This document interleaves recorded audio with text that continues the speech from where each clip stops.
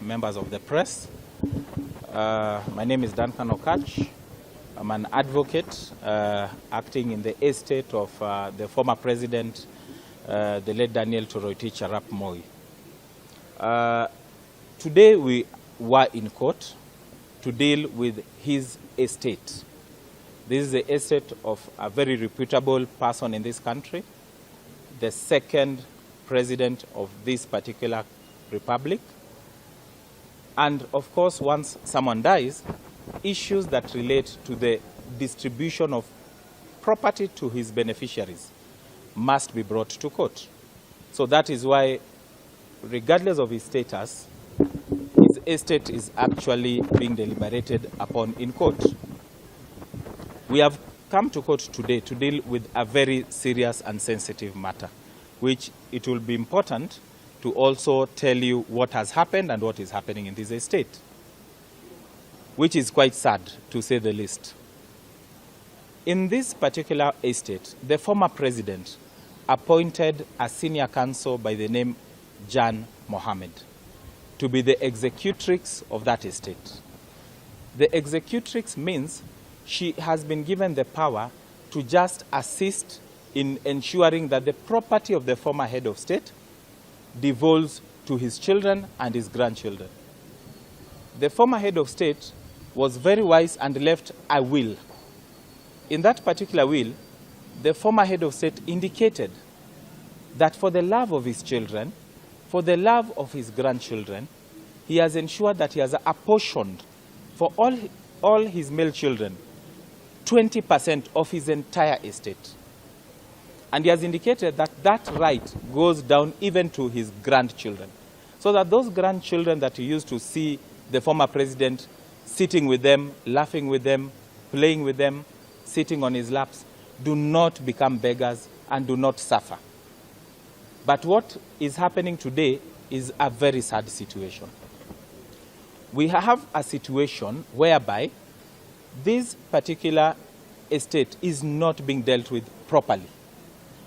We have a situation where the executrix of this estate, Jan Mohammed, has filed for confirmation of a grant of probate. She has refused to disclose even a penny that the former head of state owned. When you are filing for confirmation of grant, all lawyers will tell you that you must attach a schedule of distribution that shows what is going to who.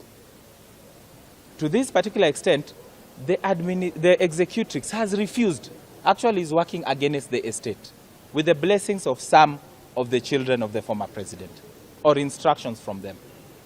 To a point whereby we have our client here by name Faith Moi. She has the youngest grandson of the former president by the name Gift Moi. That youngest grandchild today has been turned into a beggar. That youngest grandchild today is actually begging all Kenyans of goodwill to assist him. He's a 14-year-old boy who needs urgent medical attention, urgent surgery. By the 16th, this boy is supposed to go, 16th of this month, to go for surgery. We have filed applications in court. We have indicated kindly, out of all what the former president owned, just accord 2.5 million, which is required by the hospital. That has been pending in this court for a whole year. And even the executrix herself, who has access to bank accounts, she has refused even to tell us how much is there. Not even to tell us. She has refused to even give us even a coin towards the medical attention, very urgent medical attention of this young boy. I'm sure the former president is standing on his grave if this is how people left to deal and to assist in administration of estates are actually dealing with his own estate and his own children. It is a very sad day. Today is a day where we came to court, we have lodged that application, there is no movement. The court even said, let this family sit together through a mediator, a court-appointed mediator. Jan Mohammed refused to attend. She frustrated that process and said she has instructions from her clients.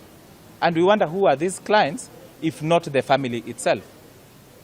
We today are actually, in fact, there's a pay bill number, which is actually, with your permission, I will actually say it, because we are actually now begging, which is number 80 56 27 9. I repeat, 80 56 27 9. And the account is Gift Moi. That is the name of that account. This is a plea to all Kenyans of goodwill. The former president mentored so many people into leadership. So many people who are leaders today, who are, people who can assist. It is a plea to everyone. Let us help this young boy, if ever you are touched. And in terms of even this, we make a plea even to the president of this republic today. This is someone that President Moi considered as family. This is someone who was mentored, and I'm talking to the president directly. You are mentored by Moi. That is a fact. You are a man of good heart. You are a man that called this family family. There is a child who is not well, who is not getting assistance, and we are begging even yourself as our president, let us ensure that this child gets the most needed medical attention, so that we don't talk about contributing for a funeral. It is a very sad day that today we have many other people in different places, and many know about this.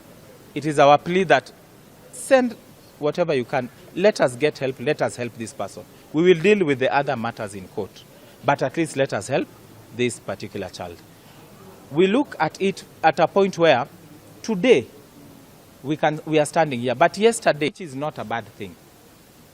But even as we remember, as we celebrate, as the family celebrated and remembered the good things that God did for the time that the former head of state was with us, none is actually thinking of the youngest grandchild who is actually in hospital, who is actually requiring this urgent medical attention.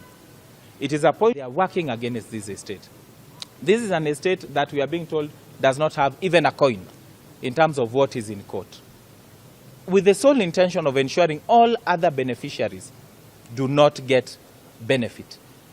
Jan Mohammed is telling the court, distribute this property, but does not want to tell the court what is this property.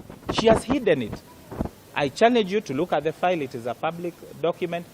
The will is there, no property. The summons for confirmation of grant is there. Jan Mohammed has hidden all the properties, not even the known properties that are there. And remember, the former head of state was very clear, even from Kabarak itself, these children should have been receiving a benefit. For the 4 years that the former president has not been with us, not even a coin has been shared. These are people, I can tell you, in this estate, we have children who are not going to school. They have actually dropped out of school because they don't have school fees. When the head of state himself has sponsored schools, used to sponsor children, his own children are dropping out of school. This is an estate, we have children who are actually being sent away for lack of rent. When the former head of state was there and owned all what Jan Mohammed is hiding, they have actually been sent away because of rent. This is an estate where people are begging for food.